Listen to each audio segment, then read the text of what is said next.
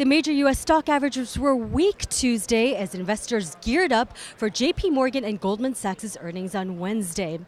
Now, Ben, financial sector has had a huge run-up since summertime, and they would probably require some really stellar earnings tomorrow and in the next few days for us to see a real impact on the markets.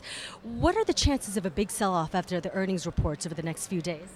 Well, I think with the earnings season, you have an impact of a market of stocks rather than a stock market. So you could have one particular issue that does not do well, but not impact the broad indices. I mean, what we're seeing the contrary to that, you see something like what's going on with Apple, not necessarily earnings related, but because of all the noise going around that stock and its weighting in the Nasdaq 100, it's having that impact. But the financials don't quite, as individual stocks, won't have that same impact. So if one of them disappoints, it doesn't mean the entire market will. But we'll keep a close eye.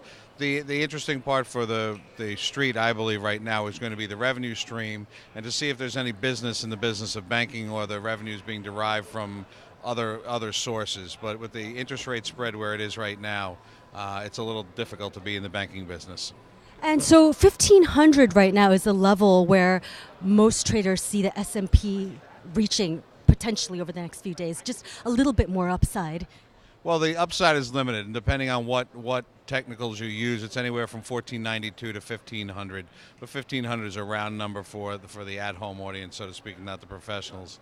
So that's somewhat of a lid on the stock since the Tom DeMark indicators have put that out there, and more so the case of limiting the upside potential, and therefore worrying about the idea of buying the dip. So the market is, the last few days has basically been in a stall pattern, trying to decide if there'll be some other motivation to break through the 1500 or see the breakdown and reversal back to a resetting of probably a 5% decline from there. And how much of an impact has the Apple share declines have had over the major indices over the last few days? And going forward, what kind of impact do you see on levels because of the decline in Apple? Well, it's a huge impact on the Nasdaq Composite first and foremost. Secondly, on the S&P because of its weighting within those indices. No impact on the Dow Jones Industrial Average.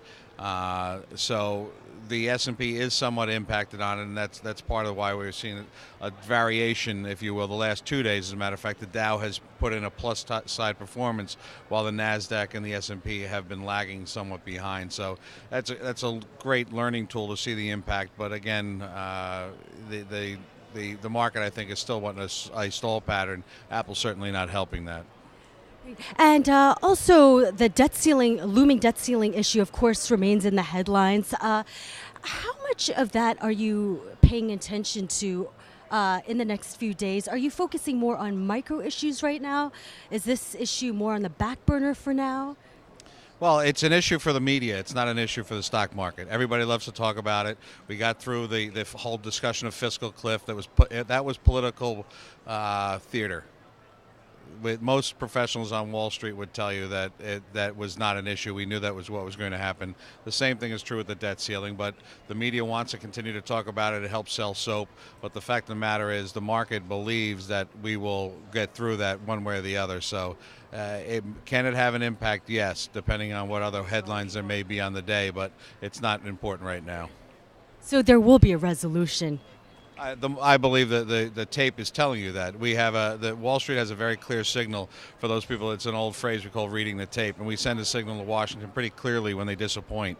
And if there comes a time, and I think we'll have to get a little bit closer to the date where they're going to disappoint, we can send a very clear signal with the pricing of the stock market based on their failures. Thanks, Ben. This is Andrea Say reporting for The Street.